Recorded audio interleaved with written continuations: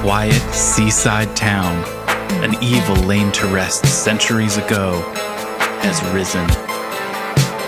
An abandoned fortress deep in the swamp holds a secret that could save the village or destroy it. Now, a band of adventurers sets out to dig up the wounds of the past and bring the light of day to the roots of ruin. This is Tabletop Gold.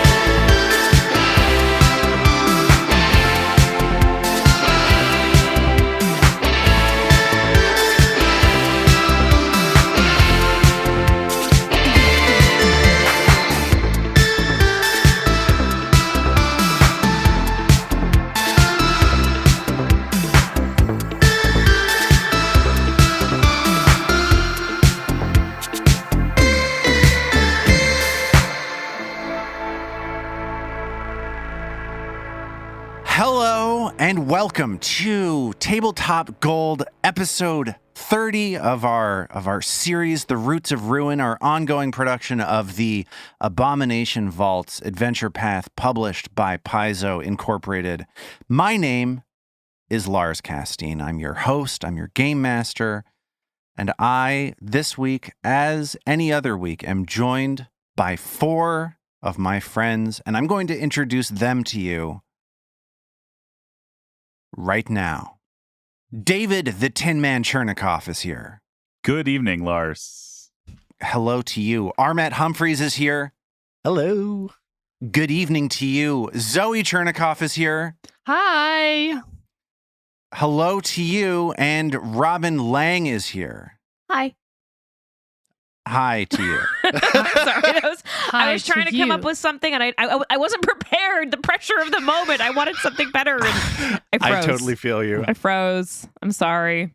We are in for a wild ride tonight if saying hello is pushing us to our limits. Oh, I'm man. excited. Too real. I started prepping my salutation like 72 hours ago, or I would not have pulled through. Crud. Yeah, it's what you got to do. I was like, no, I said bonjour last time. Shoot. People are going to be listening. They're like, I think Robin said bonjour 2 weeks in a row. That's her so much thing. pressure. Hang on. Is it now. last week or is it today? Oh boy, what day is it? Is it today or is it last week? No idea, sir. Robin said bonjour both times. We have got a fun game this week. This is episode 30. We're breaking off a new 5. If you are a Good day. listener to the show, you know what that means. But before we get into this week's episode, I got a phone call from David a couple days ago who was like, dude, the show might not happen this week. And my blood ran cold. What could possibly have happened to David that would impede our ability to record? And this is when I ask you, David, what happened? Why did you call me and tell me that you thought that maybe we couldn't record this week? Well, the immediate concern was the potential weakness of hotel Wi-Fi, because in order to record the show, we need to be running on Zoom and running Foundry VTT, which is our awesome virtual tabletop, and each of us recording audio locally, a load that, as we all know, periodically threatens to melt Armat's computer. Yeah, there's some technical things happening behind the scenes. There are a lot of things that could interrupt our production, to be sure. And you need a decent amount of bandwidth. So I was not sure, based on my experience in this And hotel, a frozen whether lasagna. whether there was enough Wi-Fi lasagna to boost my signal. But David, what were you doing in a hotel? I'm so glad you asked, Lars. I was in a hotel because I was self-isolating as a result of a potential COVID exposure. What? Exactly. I had a friend In come in North from Carolina? hard to picture, but In come the with me year on this. 2021. Now that Yo, nobody boy! gives a shit? Yeah. I had a friend coming in from out of town, and I had been traveling the prior week. So I gave us both at-home COVID tests, which is the first time I have ever done that. Like, we have not been, some people have been doing that the whole time, or since those tests started being around, and that's a part of their usual sort of socializing get down. Not us. Right. Like that's like the time we live in now. There's this weird like prophylactic thing that you have to do anytime you hang out with people in person. Yeah, depending on your how you view all of this or what your risk factors are in your bubble. So anyway, I for the first time ever, I had the things in the house already. So I said, what the heck? Like, we've both been traveling, and his came back like very, very, very slight. Like, the way it works is there's one line that's the control, and then there's a second line underneath it. And if the second line it appears, it's positive, and if the second line isn't there, it's negative. It's just like a pregnancy test. And it was like the faintest possible second line. And the instructions say a faint line is a positive. So at the time, our kids were with Zoe's parents who live in the area. Zoe was out of town herself. So I was the only person around. So he just departed to go get like a test that's more reliable. He died? No, sorry. I took the word departed to mean something other than what you meant it. Right. He dearly departed. He went off to get like a PCR test, and I just threw on a second mask and went around my house grabbing everything I might need for the next week and put it all in a giant suitcase and went to a hotel. So you were in like fight or flight mode. Like, the moment this slightly positive test came through, you were like, time to change all of the stuff. Well, I guess not the moment. I mean, I called Zoe to tell her, and then Zoe was the one who kind of like saw through the murk of the situation, was like, you're currently completely by yourself and no one else is in the house. You could just leave. And that, like, by the time we all get back home, like, we wouldn't have to work out some elaborate, like, how to quarantine in the house, or like who's been exposed and not, and who needs to get tested. Like, I didn't even know if I needed to get tested at that point because my at-home test was negative. So if I'd been, and the whole time I was with this dude, that's the other thing I should say. The whole time we were together, all of, 10, 15 minutes while we were waiting for these tests, we were masked outdoors and sitting like, 15 feet apart from each other. So I really did not think, I didn't even think he had COVID. But even if he did, I really didn't think I had COVID. But because of the circumstances, it kind of just made sense to like shrug and like nope off to a hotel just to be extra sick. Because, we have people over 70 in our bubble. We have a small child who's too young for the vaccine, all that kind of stuff. So the result was I was in COVID self-isolation with zero concern whatsoever. Like, I was like, there's no way that I have COVID. How long were you in the hotel? So his PCR test, or my friend's PCR test results, came back basically 48 hours later. So, or I guess a little less than that. Wait, let me think. I checked in Sunday afternoon, and he let me know it was 36 hours. It was about 36 hours between when he got his PCR test. turnaround. That's what I like to see from a PCR test. Especially on a nice Sunday. 36-hour turnaround. He had to get it on a Sunday, which in North Carolina will set you back. It's tricky. Yeah, it's harder to do. So I've gotten most of my PCR tests on Sundays for various reasons. Naturally. LaGuardia it's a Terminal trick. B. I have spent a lot of time at LaGuardia Terminal B getting various PCR tests done. Well, I feel like there's also this, there's obviously an incredible cost to COVID. When we recorded this, Omicron was just sort of starting to be a thing. Remains to be seen if it's going to be serious or not serious. Who knows? Right. But, Robin, you're a teacher. Lars, you have a small child who's in childcare. Like, there's become this whole hidden economy of the cost of, like, even if you don't think the risk is high and you're lucky enough to be in that position, our kids' school has a super strict rule of if anyone in the family is exposed to someone with COVID, they have to stay home for 7 to 10 days. And the cost of that, we had this over Thanksgiving too, where the cousins were sick and our son got a cold and we knew it was a cold, but like we were supposed to see another friend with a kid and the friend was basically like, your kid has a cold. I want no part of that because then my kid's going to have to stay home for 10 days. Like, I cannot have that in my life. Yeah. Like, we're all so tired of being home for 10 days. And in that scenario, Zoe's describing, everyone knew that this cold was not COVID. Like, everyone along the chain had negative COVID tests. There was no concern about it. But because it's symptoms and the way that stuff works with kids, no matter what, you're still knocking out your sort of your basic routine, your child care, all that stuff for 10 days. Yeah, which is a lot of days. Like, it doesn't seem abstractly like that many days, but living through it's forever. I feel like every parent of particularly young children in the city in New York is so sick of daycares being open only half the time. Yeah. Like, I feel like so many of my coworkers have one day or another been like, well, my daycare is closed again today, so I need coverage because I can't come in and teach because I have to be home with my child. Yep. Yeah, I mean, to get slightly real, that's like the main reason I don't have a job right now is I'm getting pulled out constantly to do childcare stuff. So it's like, looks like I'm focusing on the podcast again this week, everybody. Although I live above a daycare that never closes. The daycare I live above is always open. So, just throw them down here, Lars. Okay, so you've got a shady daycare. I'm Daycare, ready to send my California. child right there. Perfect. No questions. Yeah. Are they accepting new enrollments at Charlene's Germ Factory? Yeah. They're very nice. It's definitely more daycare than anything educational. So, Yeah.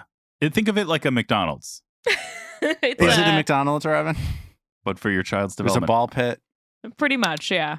Well, I'm glad you're not sick. Same. Yeah. I'm glad I'm one, not. because I'm glad you're not sick, and two, because it means that we get to play our game tonight. Woo woo. And that reminds me of the game that we're about to play. Why don't we do that right now? Why don't we play our game Before anyone gets sick. before anyone gets sick?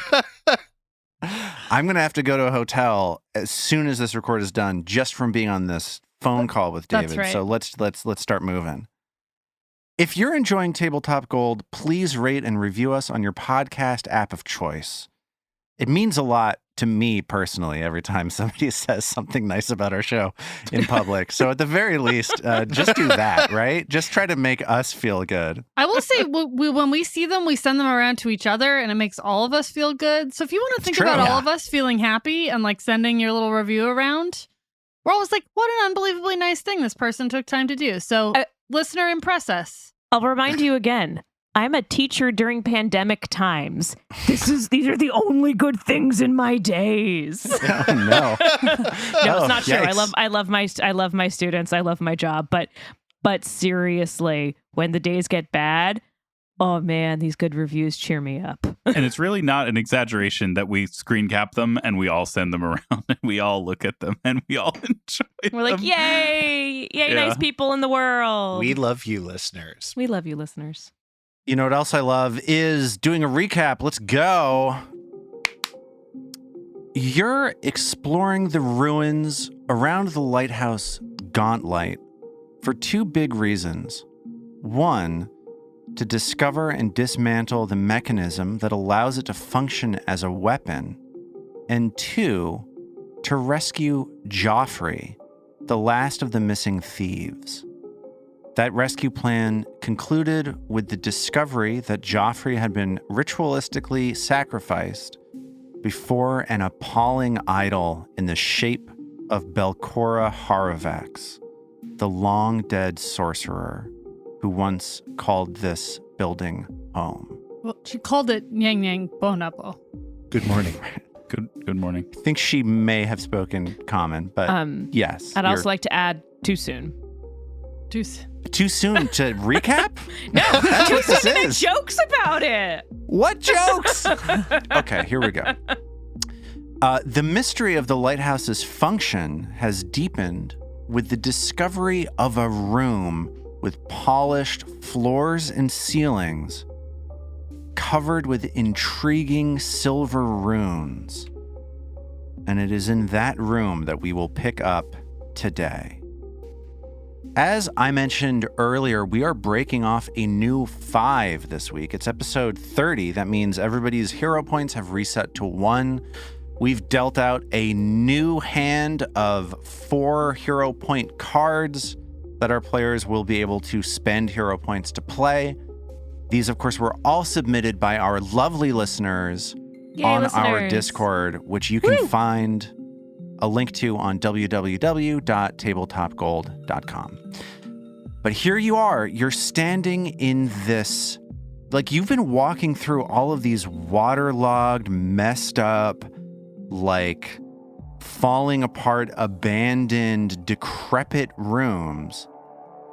And after Norman has picked a lock leading into a room that it seemingly nobody has gone into for some length of time, you're suddenly in a highly polished, incredibly ornate and intricately built out room. It's unlike anything that you have yet seen. So my question for you is, what would you like to do? Trill definitely wants to start investigating these the ground and these carvings on the ground. But she wants to do it with Vadim because she feels like she's so fascinated by these carvings, but she knows she probably doesn't know an awful lot about them. Because they're probably religion. But she's fascinated. She's like, Vadim, come look at these. Are they glowing? These are so cool. Yes, the markings are fascinating. I was actually going to ask you, Trill, if they seem like arcane sigils, or... Let's take a look. So these patterns, these runes that have been carved into stone, as you're able to take a close look at them, and the stone has been filled in with silvery metal, almost like circuits all over the floor and the ceiling. You see that they're on the floor, on the ceiling. They're continuing around the walls. As you look back to the closed door to the north, you see that these runic patterns continue above the door. Ooh. And Mag's bastard sword is shedding light into the room. And again, the polished floor and ceiling in this room are gleaming So in the light of that bastard sword. And Mag moves the sword like slowly along some of the walls, looking at the as the light kind of dances and glitters across these patterns. She's maybe she's seeing if she can recognize any shapes, but more so she's just observing like the visual phenomenon of that, like does the light cause them to change shape or to behave differently? I don't think that Mag has ever seen anything like this before. Like just like in terms of the sense experience. Yeah. Like this kind of high gloss marble, this these silver patterns, like this is not something that you run into growing up in a logging town out here in the country. I'm getting a very Jack Kirby like Eternals vibe, is like the carvings, the how he always drew inspiration from the Mayan carvings. Anyway, sorry. Side note, I'm just excited. No, I think that makes a lot of sense. Trill's running her fingers along the engravings through the wall, and she says to Vadim as they're looking at Vadim, can I just crawl up let me just get on your shoulder for a minute. She crawls up Vadim's shoulders onto his. She just starts crawling up and gets up onto his shoulders to get up higher along the wall to get a better angle to see how these carvings crawl up around the arch of the doorway, to keep investigating and trying to see these carvings to see if she knows anything about them, because she wants to do a recall knowledge check on them. So anybody who's looking around this room could make either Arcana or Occultism to see what they know about this room. Occultism, please. Norman will do an Arcana. He's going around with his fingers going through the etchings, he's like mumbling to himself. I think Vadim, seeing that it's not religion, is just going to be like, I don't know. Do you need me to shift? That is how I can help here. Trill does not have a great sense of what this is. Darn. But Norman believes this room is a magical disintegration box. Oh. You say a command word, and it annihilates all matter inside the room. But he also thinks that it functions as some sort of magical portal. But it seems like it's just not working right now. Ooh. Why do I feel like portal's the right answer? I feel like portal's got to be the right answer. Magical disintegration box is terrifying. yeah. It seems a little sudden that there's just like a word we could say and just accidentally the entire adventure, or let me put it this way: TPK. there being something in the adventure path that's like you can accidentally trip this and your whole party dies immediately. I can see Lars wanting that to happen to the show. I can't totally see. Am I metagaming too much? You're not only meta gaming, you're meta showing. Horrendous, terrible play. Seems like a lot. So how does Norman react to this discovery? So Norman is, he's been going around whispering to himself. He's running along these etchings. He goes, guys, this place has two purposes. It's a portal. I'm not sure where. I think it's broken for being a portal, but also we don't want to say the wrong word, because if we do that, it's not a portal. It'll just burn us all alive. Maybe this is not the occasion to try out your undercommon, then, Norman. No, for once I think you're right, Vadim. Good morning. The command word is Nang. This is not the moment to work on your diacritics. He's like, so let's not say any crazy words, or maybe say, and then he starts like he gets in his head about it. Much at all. Fix portal? You're saying Yes. fix portal to see if that has any effect? No, on... he's trying to. He's gotten in his own head. Like now he's afraid every new word he says might Right. trip this thing. He's trying to restrict all this dialogue to words he's already used that he He's knows trying are to safe. convey that he believes they could also try and make use of its second function. But now he's all nervous, so he's just like speaking, totally unintelligibly. Mag says, "Fix portal." Fix portal, because he said those, so now he feels like those are all right. Portal not working. Fix portal. Let's just go outside and discuss this. Yes, fix portal, and he follows Vadim outside the door.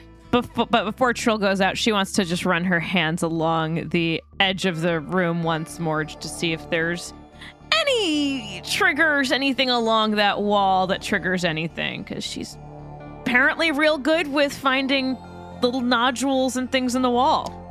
Yeah, so Trill starts searching for hidden things and runs her hands around these runes, these silvery runes around the wall, and does not uncover anything else. Okay, I guess I'll follow Norman out. This room's real cool. I wonder what this portal could lead to. This could be really cool or really bad. Yes, I think we ought to try getting it online on the off chance that it is a portal to... Wait, what if this is like the portal that was used to transport that big awful crab thing to the graveyard where we were? Is this like a transport portal? And as you continue this conversation, you're now all standing in this sodden, waterlogged hallway just outside this room. It seems to me it could be a portal to another, to further down below, where that hideous crab creature had come from. Ooh. Could be a portal to another place or time or even another plane. Well, Wait, crabs come from the water. Crabs come from like the beach, right? sure, My- yeah. Hey guys, Yes. hey guys, look at where this hall ends up. And Trill's head turns to the end of the hall to where it looks like there's some boats in some waterlogged area. Yeah, so this hallway ends in two ways. One, there's a door to the immediate east, which leads back into this pantry that you came through. And then to the west, you feel a faint wind blowing, and you see that there are timbers of maybe some wreckage in this cavern to the west. Well, you might be right, Trill. I just want to say one more thing. Everything we've seen here, at least on this floor, is those creepy guys who seem to worship Belcora. And when we were up above, we knew that the light, there was that blood image of Belcora. It seems like maybe she was the one controlling the light. And that makes me think that maybe she lived here or still lives here. And that portal might take us closer to her, which is cool, but also it might be awful. Yeah. Well, I perhaps don't know if we we're ready can- for that yet. Agreed. I need a couple more magic missile scrolls. At least. 1 to 2 more should do it. Probably no more than 3, though. I think don't 3 would over be. 3. It just feels excessive, you know? Like, Yeah. I want it to be a fair fight. yeah. I mean, I'm sure I'm just as strong as Otari was. If Or not who was more that so. wizard? That wizard who like ran off. Zarmavdian is the wizard that ran off. Otari Ilvashti is the thief who met his Right. untimely end on the receiving end of a fireball from Belcora upstairs. Zarmavdian, the wizard who ran off. And Mayor Menhemiz and the Blacksmith. blacksmith, the one who runs Glades Blades, or Glades for Blades? Blades for blades. They're both related to 2 of the Rose Guard heroes as well, correct? Yeah. Yeah, the 4 Rose Guard heroes were Asefna Menhemez, who was a cleric, and the mayor is descended from her. Vol Rajani, the fighter, Carmen Rajani is descended from her. Otari Elvashti, who we again died, and Zarmavdian, the wizard who ran off from town years after the adventure of the Rose Guard. And the guy who runs the bookshop is curious about what happened to him. Yes, And would like more Carl. information. I bet it's a happy ending. I bet he didn't turn evil or anything. He just like needed a little time and space. He didn't create the werewolves that we're also looking for at some point in town. He just right? wanted to learn how to surf. He's having a great time in Jalmaray. The surf is up. He's getting up every morning. Thinking of the surf, what do we think about going towards this kind of waterlogged area towards the water? Yeah, I feel Yeah. like we're going to find something that will help us figure out this room here. Let's check it out. So why don't we? Maybe there's some more like crooks, snooks in these boats, guys. So as you're exploring, what are you guys doing as you're moving through this area? Trill's investigating as always. So I think Trill is searching then, Searching, right? I'm sorry, searching. Always be looking for exits and hidden stuff. Vadim is also searching. Norman is looking for traps and also trying to stay hidden. He's ducking behind boats and sneaking around corners.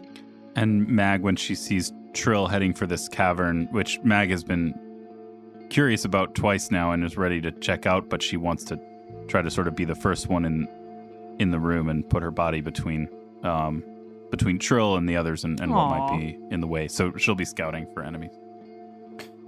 So the first thing you notice as you step into this damp cavern is that there are a few ruined rowboats lying in heaps on the floor, strewn next to tangled coils of rope.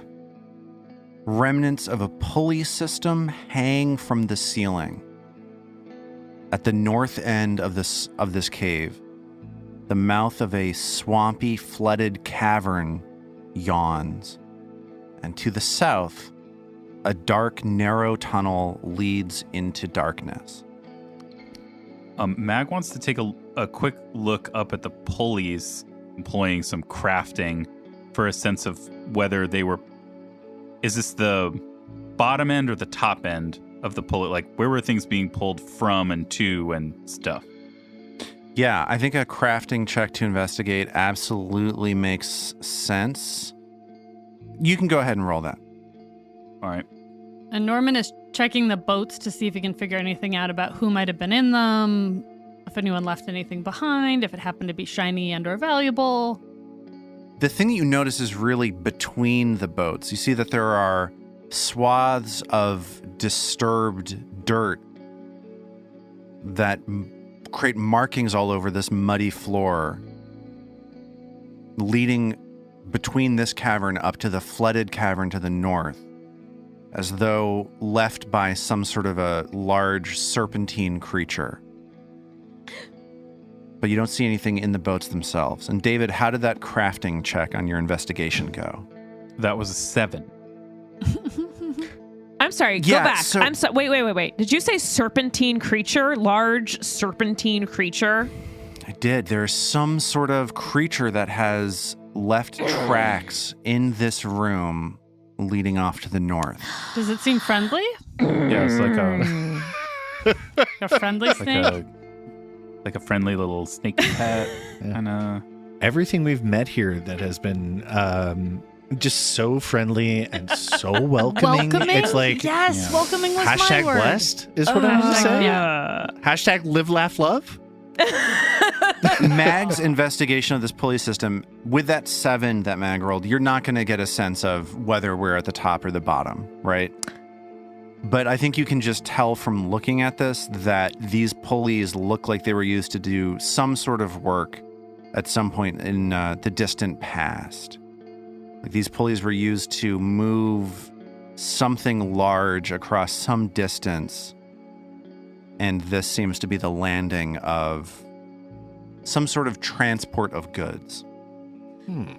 Is there like a pathway that continues south? Yes, there is a tunnel leading south into the darkness. After Norman sees the snakes, he's still kind of weirded out about how he should be speaking, even though he's not in that room. And he's like, "Not a portal," and he motions up at the hallway because he can tell the tracks led up to the north, right? Yeah. Not a portal, but a snake. Big snake. Like how big? Like they eat gnome-sized big? Well, anybody who would like to investigate this more closely could make an Arcana check. what about swamp lore? Swamp lore for sure. Nice. Well, I'll do Arcana. That makes sense given how many big bugs we saw up there on the first floor. I will roll both of these for you. So Norman and Mag both agree that it was just a trick of the light. There's no tracks here. No tracks. Yeah, Wait, I have that same feeling. I'm don't so think there's- confused. I don't think there's anything in the swamps that could have created. Obviously we passed an enormous serpent looking creature sitting below the lighthouse just a little ways ago. But these tracks, these couldn't be from a serpent. Okay, so did they both just fail now, or They both rolled ones. Yeah, is yeah. what It definitely seemed like we Yeah. failed. I was gonna say, did they both just roll ones, or did someone they fail both before? rolled ones. Jesus Typically, I would Christ. love to not share that information, but I can't believe how bad that Thank roll you was. for explaining that, because it's like, how unlikely is it that they both rolled ones and would agree on false knowledge? Pretty unlikely. Norman is totally confused, but he's like super on edge, like given this kind of muddled state that he's in. So he wants a sense of routine. So he's looking around. He can't tell if there's a snake. He thinks there is. He's not sure. But he goes clockwise, before the snake or the not snake, clockwise, and he points south. All right. Mag, do you want to lead the way? Your light would be very helpful as we're moving forward. I guess it's Fromm's light, really. Thank you, Norman. Thank Fromm. He says you're welcome. Mag is happy to lead the way Great. here.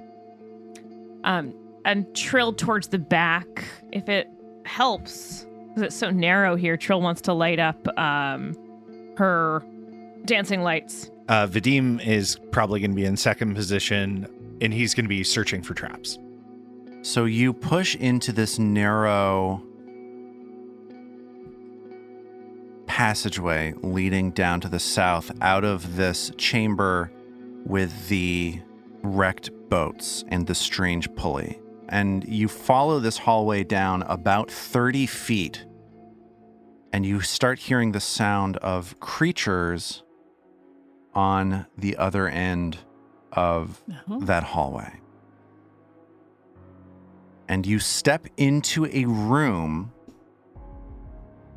that contains a sofa-like throne made of an old mattress, several pieces of reconstructed furniture, and dozens of bones sprawling along the northern side of this room.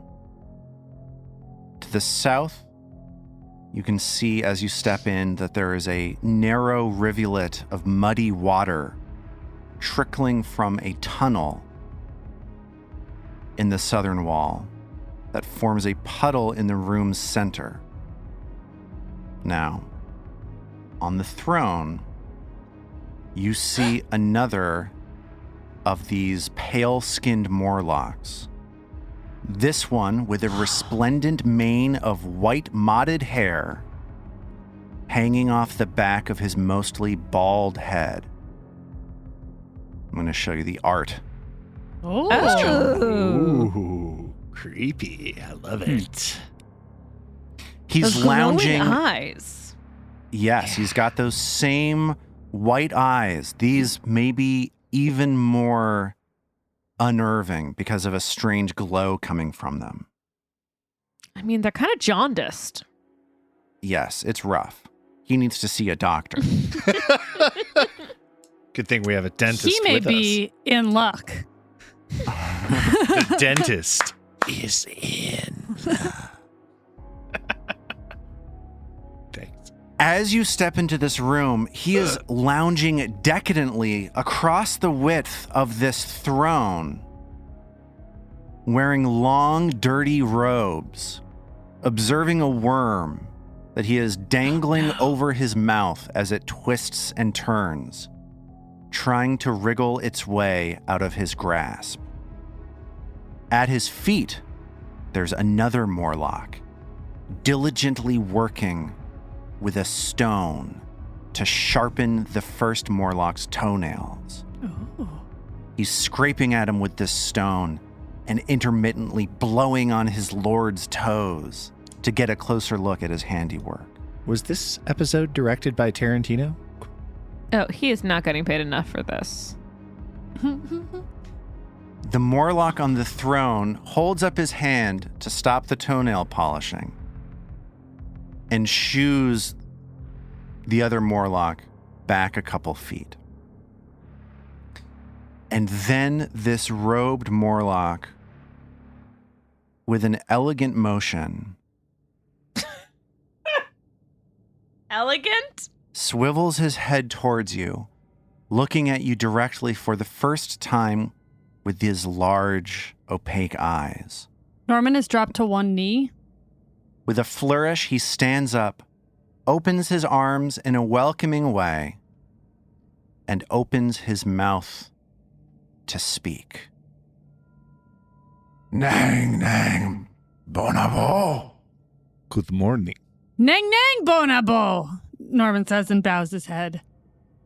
At this moment, I want to take a second to figure out what you want to do. Norman's take is that I like to think he's a little bit learned his lesson from Strong. Oh, that's nice. Inside, he thinks Bad News Bear is probably going to have to kill this dude. Outside, he's like, well, one, he's eager to maybe try his poor undercommon with his dictionary, right? He wants to show everyone how good he's done.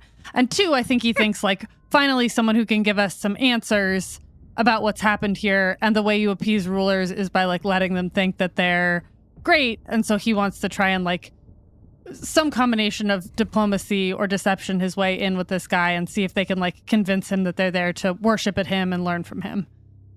Trill is definitely thinking about, in this moment, a performance or a diplomacy check. And so Trill pulls out very carefully her harp to show that she's not reaching for a weapon. She slowly, hands up, saying, I'm a musician.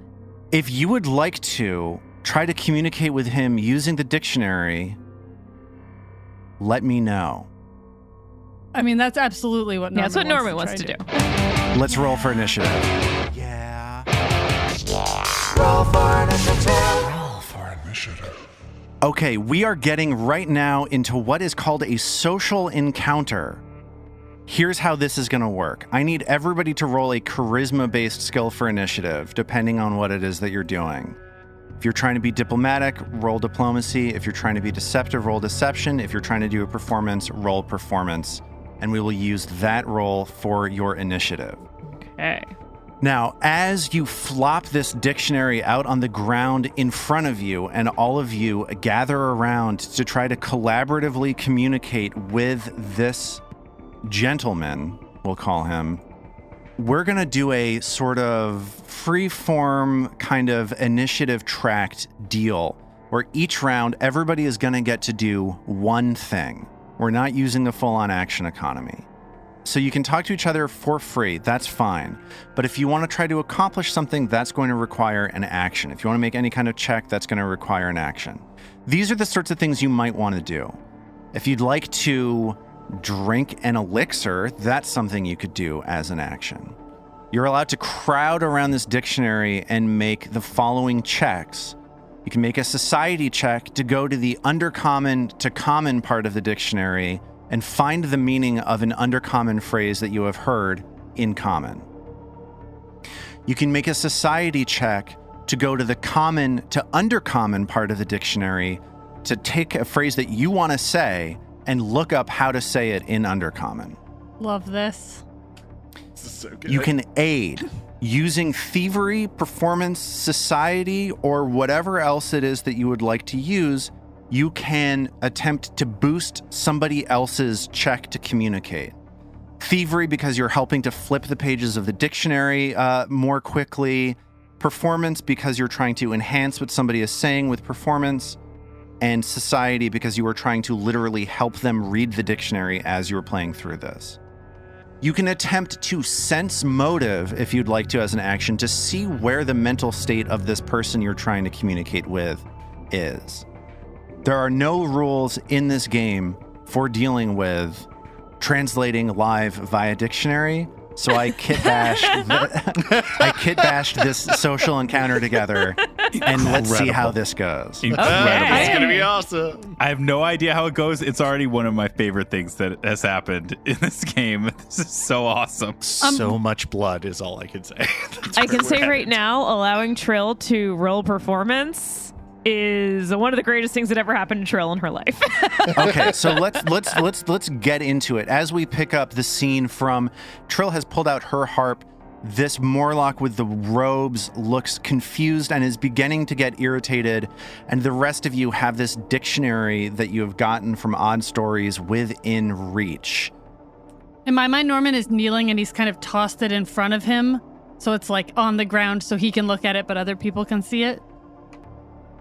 And Robin, Totally. while we've got a second, you have a translation elixir, right? Well, it so I does- have a comprehension elixir that's only useful if we didn't have the Right. dictionary. Well, So I will say that I'm going to give you bonuses to translate the dictionary if anybody drinks that elixir.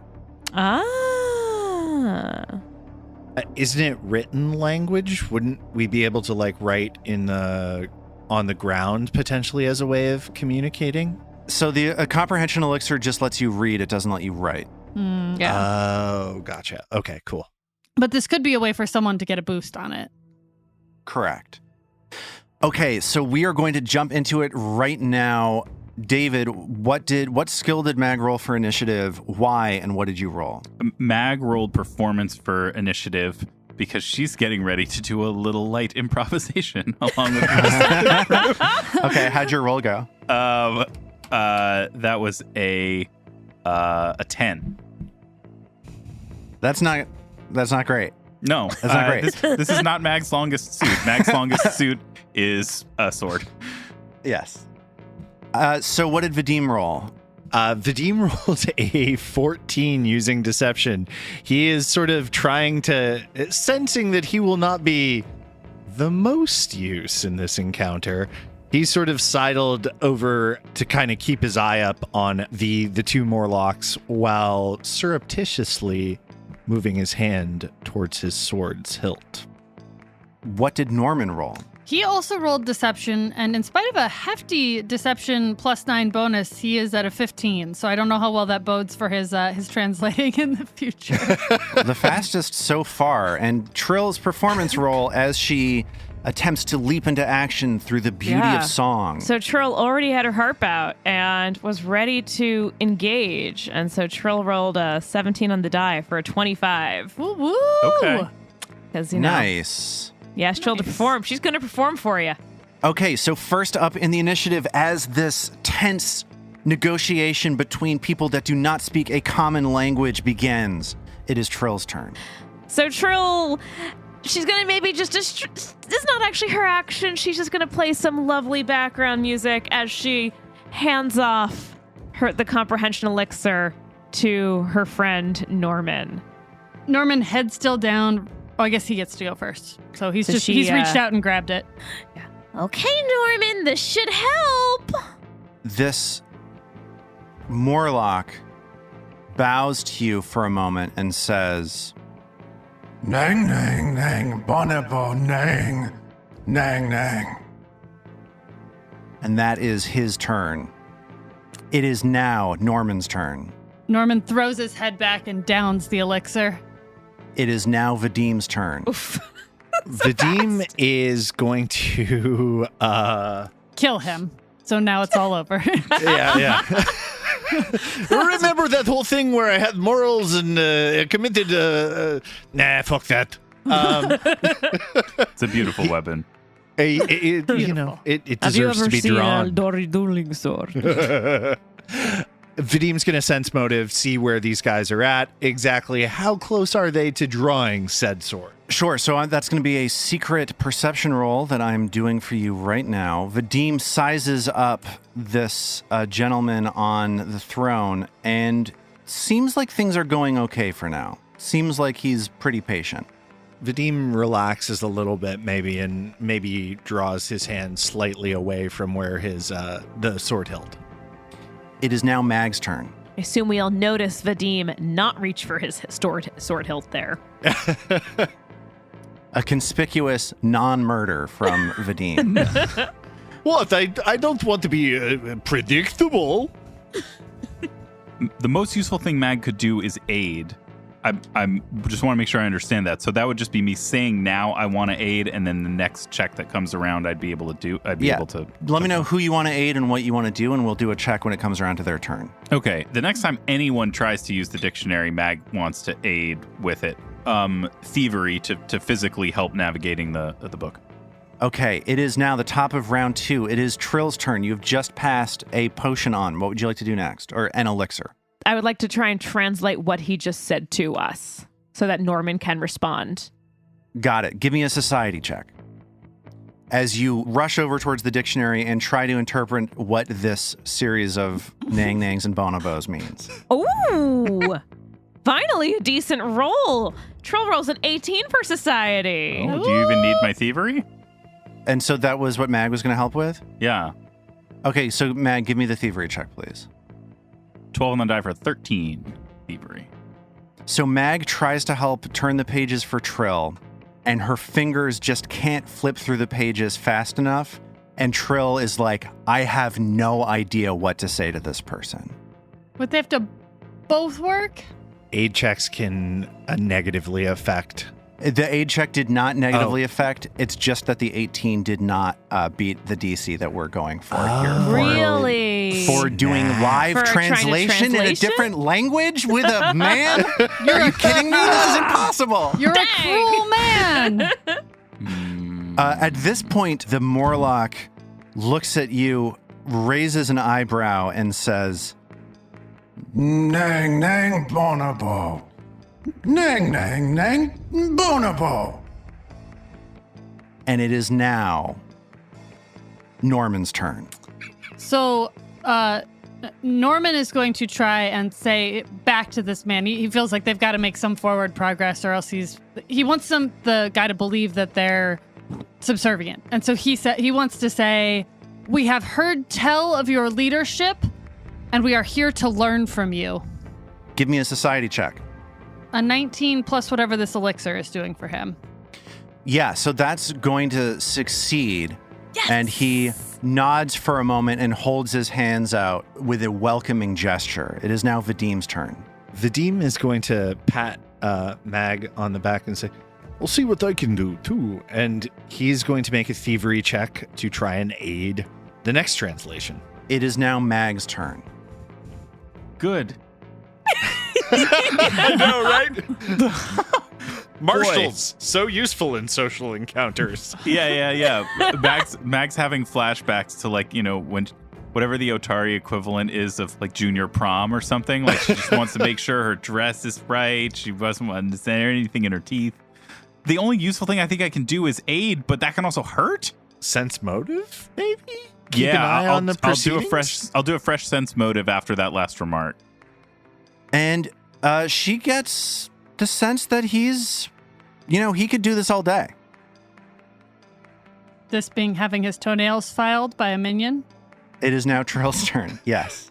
Trill's gonna try and translate again. This seems like a bad idea. Maybe Trill Okay. should. Give me that This feels society like such check. a bad idea. Maybe I should just. But Norman seems to be doing fine without Trill helping. Sample size of 1, it's gone great. Totally enough for a scientific study, right? Absolutely. So Trill's gonna try and translate what he said again, and oh no, that went real bad. Trill rolled a natural 1. So Trill is convinced, as she tries to interpret this, that he is saying to you that he is going to kill you. Oh my God. Norman, I know he's smiling and I know he seems really nice, but Norman, he's going to cut our skin off and wear it like a suit. He's going to kill us. Trill, dude, obviously that's what they do. Just chill out for a second. Trill, just a moment Trill ago. said this all was but Like a I suit? don't want to be a suit. Trill, You're just a too moment ago, I small was to getting be- the sense that he could do this all day. But Mag, I'm sure he wants to wear a suit. I mean, I know my hair is really pretty, but I don't want it to be a Morlock wig. Take a deep breath and let's see if we can make any progress with it. Literally everyone we've met here wants to kill us, so that's just a given. I'll just play some more music. And he looks at you and he says, Nang nang bonobo. and he puts his right hand out to one side Nang nang bonobo. and puts his left hand out to the other side. Nang nang nang bonobo. And then he looks at you expectantly. It is now Norman's turn. All right. Well, I guess Norman needs to try and understand what's going on so that he can make further since this guy seems vaguely ingratiated. So Norman is going to do a society check to try and interpret. That's a 13. Oh, could Vadim, I think, try and aid that? Sure. So Vadim is doing what kind of check to aid this dictionary work from Norman? Yeah, he's trying to let those nimble fingers fly through the pages. So give me that thievery check. All right. Come on, thievery. Oh, yeah.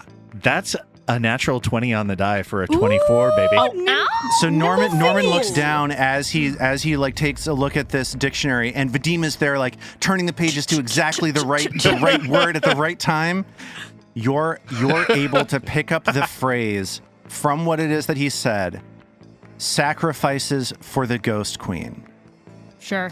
I'm gonna be a sacrifice. We're not going to sacrifice you, Trill. Trill, cool. It is now Vadim's turn.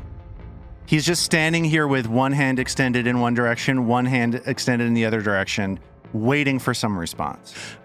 So he said sacrifices for the Ghost Queen and gestured in one direction and another direction. He gestured at Trill. He may have also said good morning. I mean, he's being polite.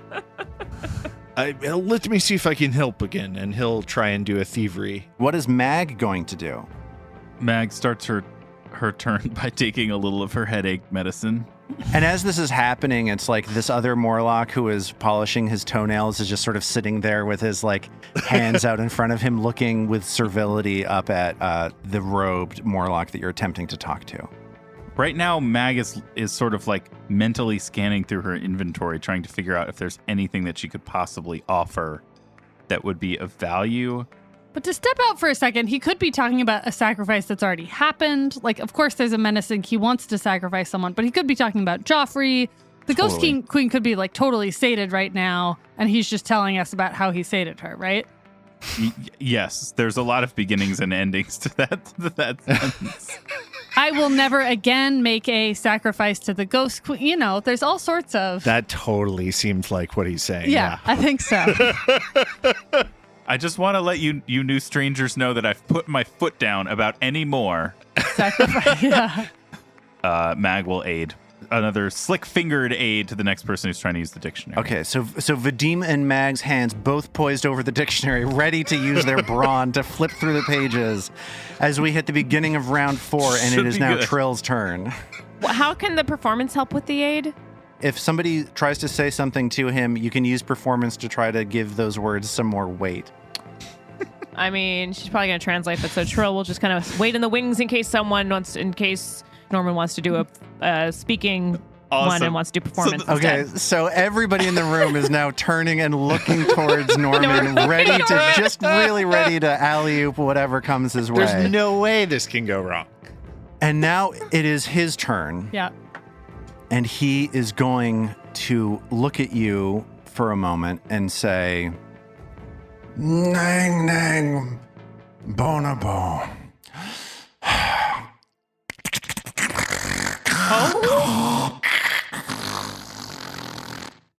as he shifts to speaking another language.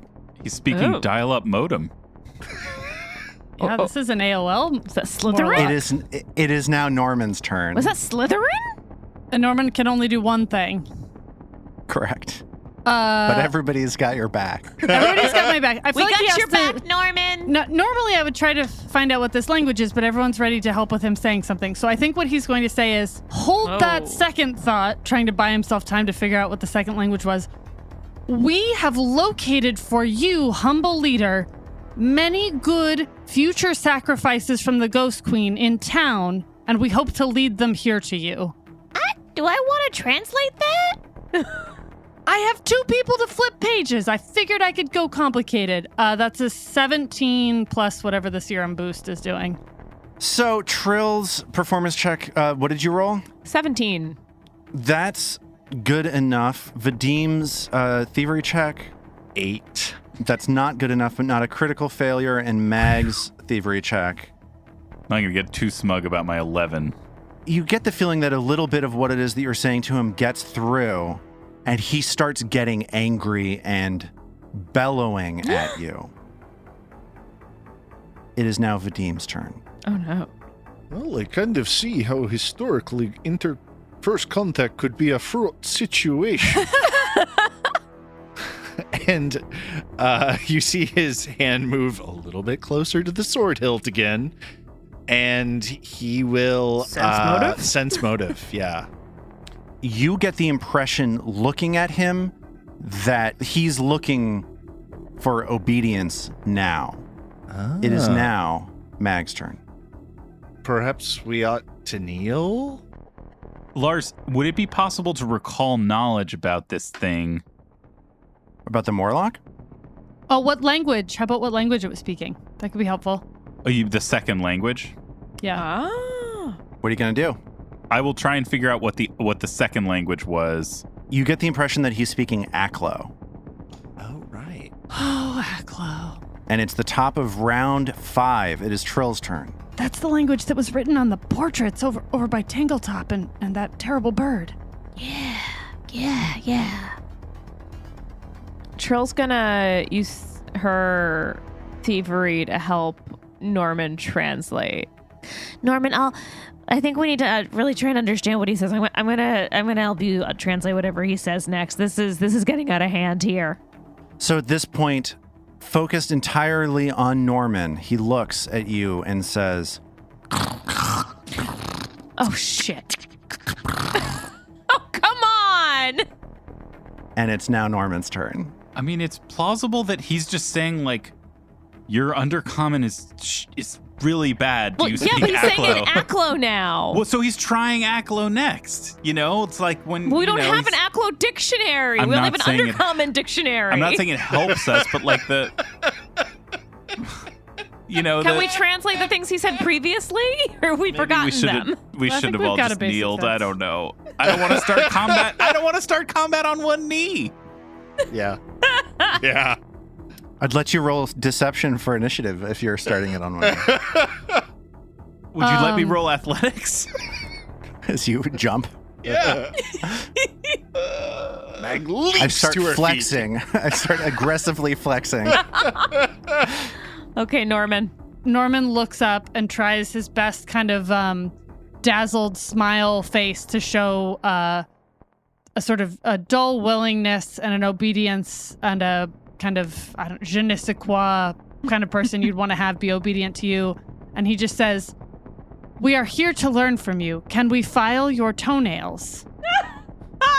And you're saying this in undercommon, so you're trying to translate this as you're Right, saying from the it. dictionary. Okay, let's get that society check. That's a 25. Plus the serum. And plus my thievery. Right. No, the check's a success, but the things you're saying to him really just like don't follow from anything that he's been saying ahead of time. So he just shakes his head and he calls over to the person next to him. Nang, nang, nang, nang. And at this point, the servant drops the toenail polishing stone and scrambles to draw a weapon to attack you as the Morlock in robes sighs and sit back down on his throne to watch his servant kill you. Yeah. Roll for initiative. Now we gotta kill someone. Finally. And here we go. Let's roll for initiative as this servant scrambles to pick up a weapon and starts to jump out towards you. Does Chul still get to roll performance since she was playing her harp at the time? Absolutely. Yeah! Anybody can roll any social stuff related to what they were doing for initiative if they would like to. Here's a crazy pitch. Could Vadim roll acrobatics as he like springs out of? No. Okay. Yeah. I don't think so. I mean, you could jump at the beginning of any encounter. That doesn't mean Fair enough. Thank goodness, because my die roll was not good. Thank goodness for modifiers. So, David, what did you roll for initiative? It's a 22 for Mag. Oh, that's really good. What did Armat go? 22 for Vadim. Nice. Zoe, what did you get? Rolled a +9 deception, but only got a 12. That's bad because you most likely will not be able to get your surprise attack off. And what did Trill roll? Yeah, Trill's excellent performance bonus didn't help much on that. 6 on the die. So she got a 14. So we are here at the beginning of round 1. This robed Morlock who is lounging on this throne, sort of absent-mindedly watching as his servant rushes towards you. And the 4 of you are all in the lower half of this throne room, this one lone Morlock advancing upon you. The first thing that this Morlock is going to do is pull a club out from underneath the throne, and then he is going to swing it out at the closest person towards him, which could be either Norman, Mag, or Vadim. It's going to be Mag. It's an 11 on the die, a 20 to hit. That does barely hit Mag. Question. Okay. Does Vadim have a reaction? Yes, Vadim was not caught off guard by this thing happening. This is you saw this If happening in slow anyone motion. in the room wasn't, it was Vadim, who was like, Yes. guys. So that club is going to do 6 points of damage. Do you want a glimpse? Yes. Okay, so the Morlock holds the club back, does not follow through with the strike, and then attempts to strike Mag again. This time it's only a 10 on the die. That does not hit. It is now Vadim's turn. With a flourish, out comes the dueling sword, out comes a dagger. So that's 2 actions.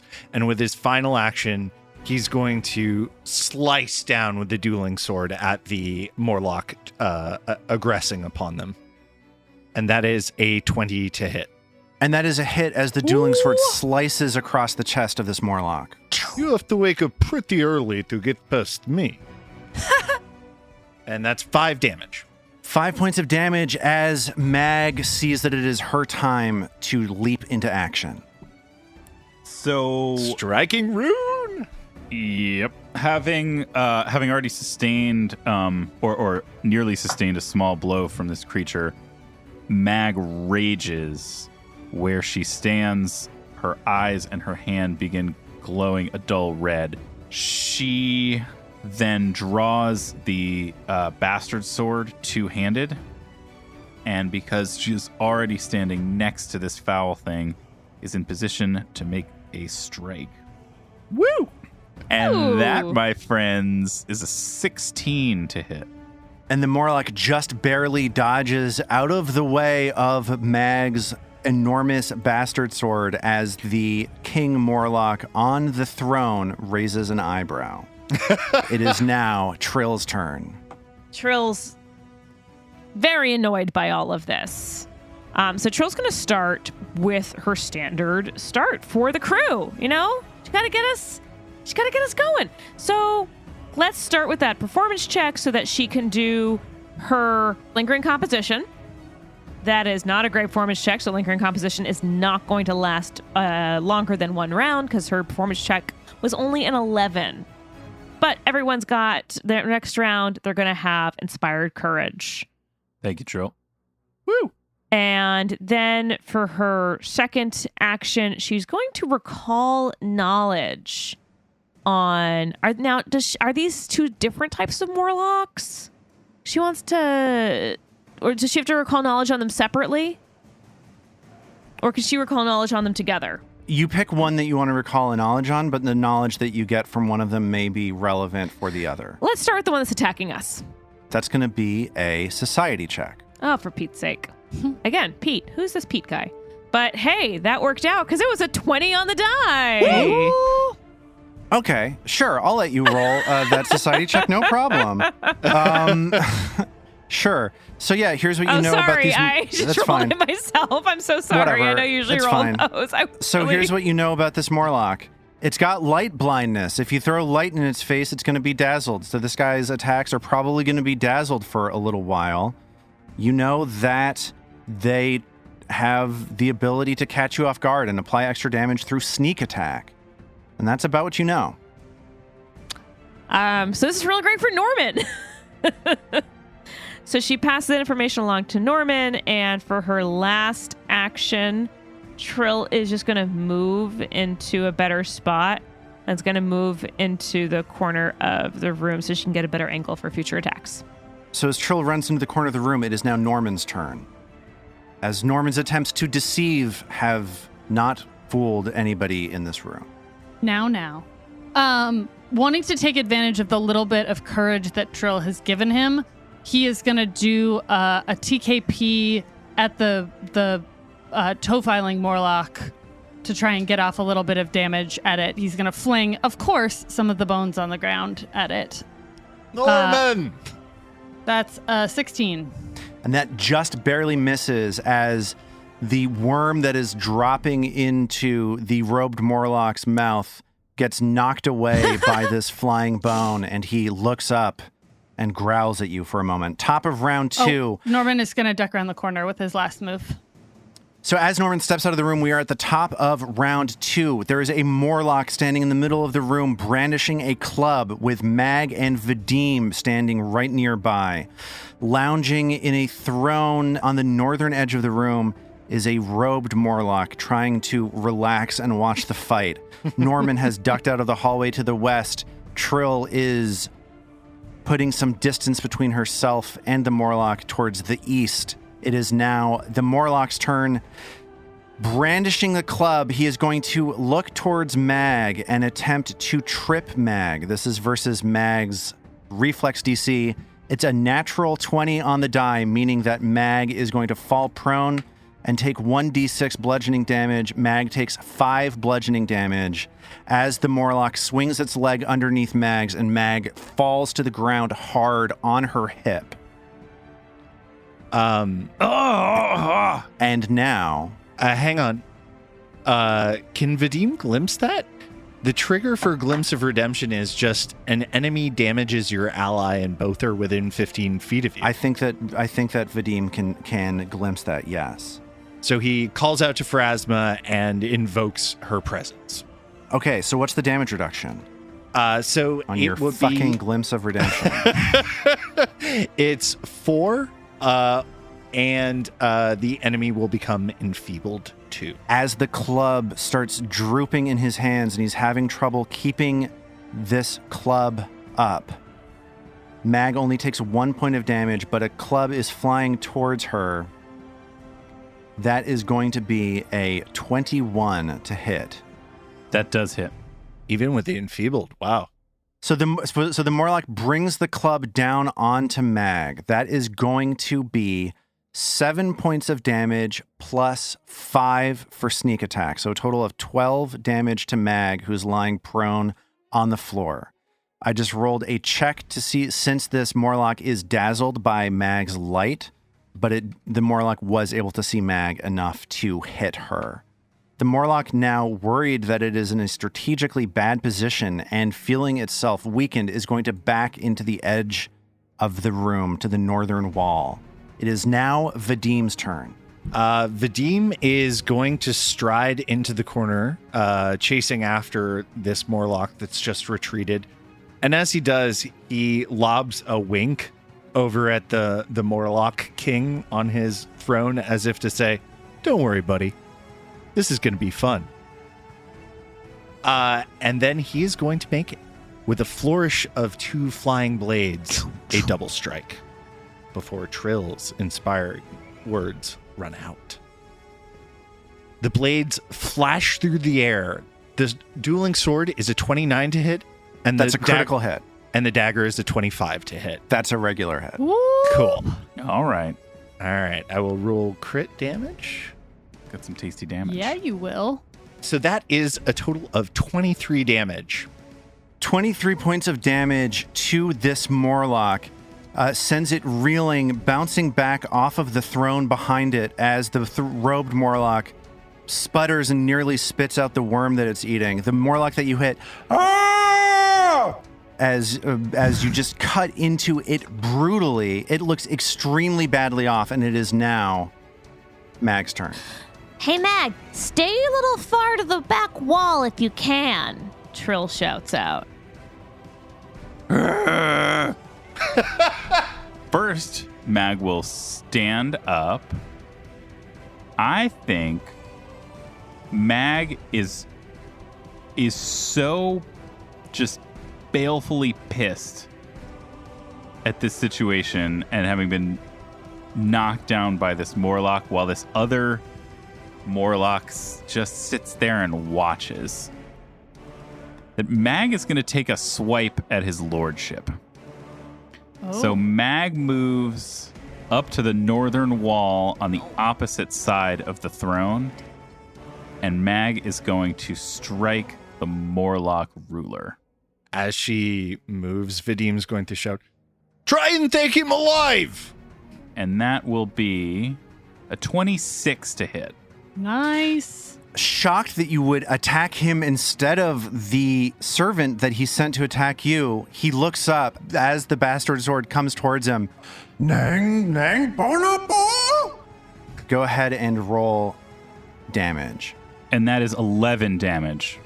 That's 11 points of damage to the boss Morlock, who stands up and scuttles around to the far edge of the room, dodging around Mag as he lithely jumps off of the throne and runs to the northeast corner of the room, and in one fluid motion starts casting a spell. And a brief moment later, there is a crack of noise as tendrils of darkness curl out from his fingertips, racing through the air, ripping apart Mag, his servant, and Vadim. Ooh. Did he just pull out my Grim Tendrils? I do Grim Tendrils. This is going to be 2 points of damage, a terrible roll from your friend Lars. And I need each of you to make a fortitude save to see how you do with that. Vadim critically fails that saving throw. The Morlock critically succeeds, and Mag critically succeeds. Meaning Mag and the Morlock each take 0 points of damage, but Vadim is looking at 4 points of damage and will be taking some persistent bleed damage. Cool. I think in that case, if they're not taking damage, I cannot use Weight of Guilt on this guy, which I'm annoyed by. So, with his final action, this creature lunges towards Mag as Mag is able to resist these tendrils and slashes out with his jaws to rip a hole in Mag's shoulder. That is a 30 to hit. That is a critical hit. So here comes critical damage from the jaws. Maximum damage, 9 points, as Mag resists this magic and then feels these teeth sink into her arm. Wait, sorry. How is this spell not 2 actions? He has a thing called Occult Attack. He can stride up to half his speed and then cast a spell. I see. Okay. Vadim is going to glimpse that, however. He's out of range. You can't glimpse. Oh, I can't. Well, then, no. There get out we of my go, face. then. Okay. So that is 9 points of damage to Mag, and it is now Trill's turn as this situation has gone south. Trill is furious that she just saw someone else using Grim Tendrils. How dare he? How dare he? Trill is going to take a step up and stand next to Mag. And now that Trill is standing next to Mag and is within 5 feet of this nasty Morlock bitch, bastard, asshole. Fair enough. Trill is going to cast... He deserves that. For the first time ever, Bane. Ooh. All right. I haven't used Bane before. So Bane, Trill plays a super discordant chord on her harp with her brow knitted together. She fills the mind of her enemies with doubt. Enemies in the area must succeed at a will save or take a -1 status penalty to attack rolls as long as they're in the area. Once per turn, starting the turn after you cast Bane, you can use a single action, which has the concentrate trait to increase the emanation's radius by 5 feet and force enemies that in the area that weren't yet affected to attempt another saving throw. So that's super fun. Here comes the will save from this spellcaster. That is a success, a 21. Ugh. Damn it. And that's Trill's turn. It is now Norman's turn. Norman, hiding outside the room, sees that it's time to act. What will Norman do? First thing he wants to do is try and become hidden to do a stealth check. So I will roll that stealth check for you as Norman tries to blend into the shadows.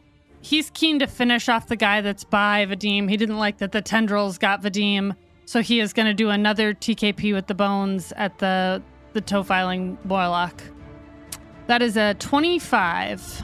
So that 25 hits. The Morlock was able to keep track of where you were. The hide that you did not succeed, so that is not a critical hit. And I don't get extra damage because it's not a stealth. That's right. Well, that's an exciting 4 damage from Norman. And that 4 damage from the bone that you fling at the Morlock is enough to send them crashing to the floor. Hey. Hey, I don't have to extend. Have I given out a hero point yet this game? No. No. Hey. Nice work, Norman. Bonabo, he shouts. Trill's playing from that around. discordant chord, trying to keep Bane going. All right, Norman. Now let's get this other guy done. Good morning indeed. And it's now at the top of round 3. And here's the situation. Bedlam has broken out. The Morlock in the robes is pressed into the northeastern corner of the room with Mag and Trill right on top of him.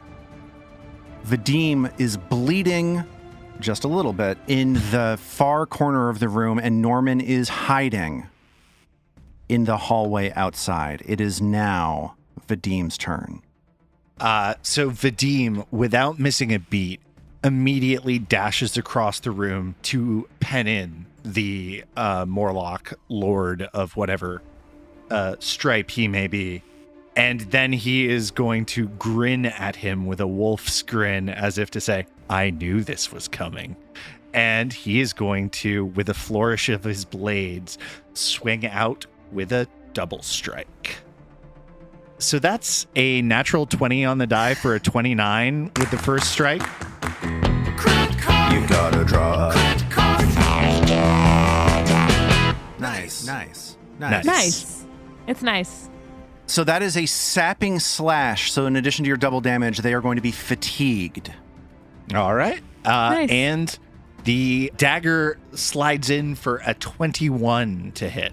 Oh, I thought you were going to say from your face that it was a 1. I thought you'd gone 20 and 1 there. God, that was so much fun dancing to that music there, knowing how hard you slammed him. Yeah. And fatigued lowers armor class and saving throws by 1. It's very, very good. Awesome. As you knock the wind out of him with that sword strike. The 21 is also a hit, not a critical though. All right. So that is 12 critical and 2 regular for a total of 14 damage. 14 points of damage as this spellcasting Morlock pinned into the corner of the room gets hit twice. Oh, and I take 1 bleed damage, yes. And I need you to make a recovery check at the end of your turn. Okay. Recovery is fortitude? No, it's just you roll a DC 15 flat check. That's a 9. That's not going to So succeed. Vadim continues to bleed. It is now Mag's turn. Trying to take something alive, non-lethal strikes. Like, do you have to deplete its damage all the way down and then not kill it? Like, how Yeah, you finely can take a calibrated does that -2 need to your be? attack roll to do non-lethal damage. And if you succeed in doing non-lethal damage, have you like disabled, immobilized the thing, or you've just sort It'll of done? get knocked out. But that's like essentially when you knock it down to 0, if you are doing a non-lethal attack, then it won't die. What do you think, y'all? Like, are we giving up on the possibility of communicating with this thing based on our hilarious misadventure before? Like, we've got it surrounded, we've got it hurt. Its minion is gone. I'm okay with maybe trying to tie him up and trying to just overpower him. The other thing is, if we do take him prisoner, like you're suggesting, Robin, we could potentially bring him up to town. Blind And- him, torture him. Ooh. Whoa, that went light. dark. I'm just saying, yeah, this- I'm just saying by bringing a Morlock into the light, we are essentially blinding and torturing him. Yeah. Well, I mean, blankets are a thing. Mag's dirty bedroll is around. That's right. I believe Joffrey's in it. Oh, that's right. I'm sorry. I'm R.I.P. Joffrey. What if I say we incapacitate him rather than going the same way we went before? Yeah, I mean, the main motivation for doing that is if there's anything that can be learned from the guy. I think there is. And I Oh, think yeah. that there Definitely is. If he's smart enough to cast spells, he knows Yeah. what's going on down There here. definitely is more. We haven't learned anything from him yet. I say we incapacitate. In the interest of trying to take this guy alive and hopefully get some information out of him, Mag will try a non-lethal strike with the bastard sword. Got it. So this is going to have a -2 to the attack. And that is a 25 to hit. That is a hit, as even while you pull the strike slightly, it finds its target. And that is 14 damage. I really like the idea that we get him unconscious, and instead of taking him back to town, Norman goes back and gets more dictionaries. You guys just stay with him, and he just comes back and does. We'll just stay Honestly, with him. I think Norman did a kind of an amazing job, given all the Sure, it was stacked against us. Is that it for Mag's turn? No, that was one action. I'm gonna, with her second action, she's gonna do another non-lethal strike with the bastard sword. We like grapple and knock him down on the ground. Which is a 7. So, which is a 15. And the 15, the robed Morlock is able to swing out of the way as the bastard sword clangs into the wall. All right. With her third action, Mag will try and do what she should have done in the first place, which is attempt an intimidation. That is a 21 to intimidate. And that just barely catches him, and he gasps like he is frightened for a brief moment as he becomes frightened 1. Nice. And it is now his turn. Oh, boo. And the robed Morlock's cloak billows for a moment as he pulls his hand to his mouth and howls with an otherworldly tone that reverberates around the room.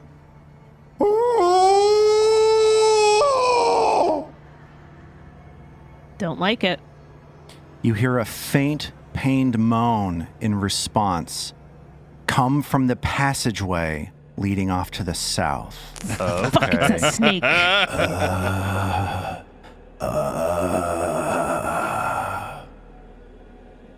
Oh, it's wherever that water went from. Well, As it comes around the corner, you get a good look at a creature as it emerges from this tunnel. Oh no. It's a wet, boil-covered, slug-like creature around 5.5 feet tall with humanoid hands and a humanoid head. What? But a long, slime-covered, worm-like torso. It emits another pained moan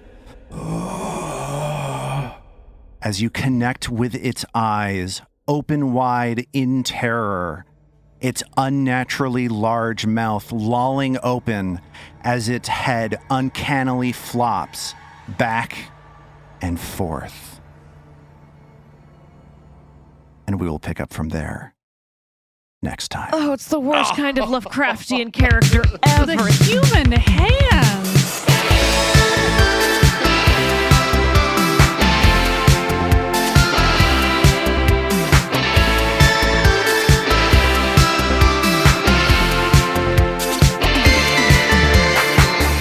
The Roots of Ruin is a Tabletop Gold production produced under the Paizo Incorporated Community Use Policy. The Roots of Ruin uses trademarks and/or copyrights owned by Paizo Inc., used under Paizo's Community Use Policy. We are expressly prohibited from charging you to use or access this content. Paizo does not recognize, endorse, or sponsor this project in any way. Original characters and content are the property of Tabletop Gold. For more information about Paizo Inc. and Paizo products, visit paizo.com. We at Tabletop Gold would love to hear from you. Email us at letters@tabletopgold.com and find all our social links at tabletopgold.com.